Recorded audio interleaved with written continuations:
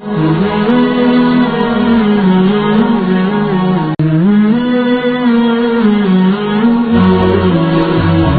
billahi minasyaitonir rajim. Bismillahirrahmanirrahim.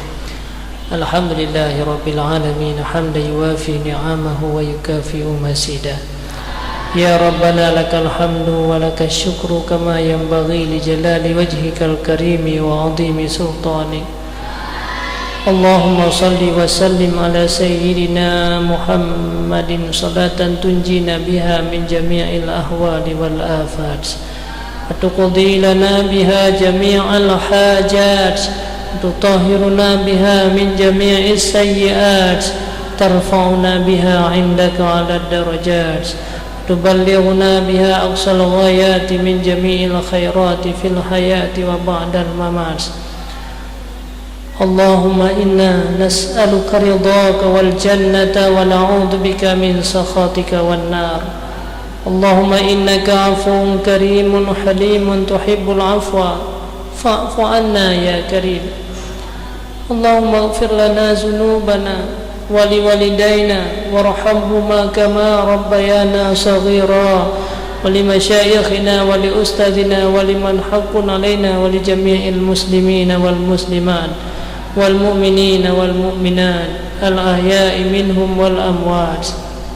Ya Allah, ya Tuhan kami, ampunkanlah segala dosa-dosa kami, baik dosa kecil ataupun dosa besar, dosa yang kami sengaja atau yang tidak kami sengaja, dosa keluarga kami dan keturunan-keturunan kami.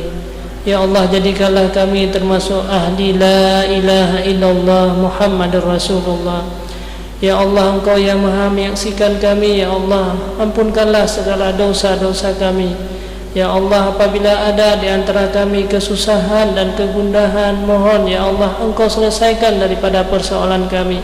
Apabila ada di antara kami utang, ya Allah, mohon lepaskanlah, tunaikanlah segala utang-utang kami. Ya Allah, ya Allah, berikanlah kepada kami anak-anak yang saleh. Berikanlah kepada kami anak-anak yang selalu taat dan patuh kepada Engkau. Ya Allah, jauhkanlah kami orang-orang yang mendalimi diri kami, mendalimi anak-anak dan keluarga-keluarga kami. Ya Allah, ya Allah, berikanlah cahaya dalam hati kami, berikanlah cahaya dalam iman-iman kami. Ya Allah, selamatkanlah iman kami, selamatkanlah iman anak dan keluarga-keluarga kami. Ya Allah, jauhkanlah kami daripada orang-orang yang kufur kepada Engkau. Ya Allah, ya Allah, wahai Zat yang paling mulia. Ya Allah, berikanlah rizki, lapangkanlah dada rizki kami. Ya Allah, lapangkanlah rizki anak-anak kami dan keturunan kami. Ya Allah, jadikanlah mereka sebagai alim ulama. Ya Allah, jadikanlah mereka anak-anak yang saleh dan patuh kepada Engkau. Ya Allah,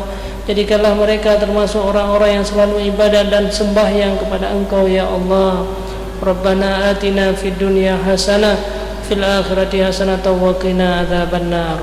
Sallallahu ala sayyidina Muhammad wa ala alihi washabihi ajmain. Walhamdulillahi rabbil alamin. Al-Fatihah.